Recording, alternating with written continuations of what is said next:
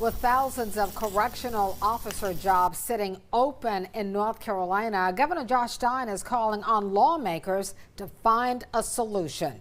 WECT's Connor Smith following this story for us. Connor, the governor says this is now a public safety issue. Yeah, that's right, Fran. Across our state, there's more than 2,000 long-term openings in the Department of Adult Correction. That includes nearly 200 openings just in our region. Governor Stein says this is a pay issue. Starting salary for correctional officers in North Carolina is the second lowest nationally. The department tells us starting pay is around $18 an hour and says staffing levels are critically low.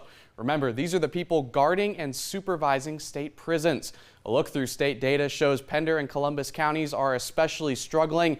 They each have over 50 jobs that have sat open for at least 6 months. The governor making it clear that this needs to be fixed. And here's a statement that he sent over to us. It reads, quote, "Without enough correctional officers, staff and the public are put at risk. That's why I continue to call on the General Assembly to pass a comprehensive public safety package that gives law enforcement, including correctional officers, a pay raise and makes North Carolina safer."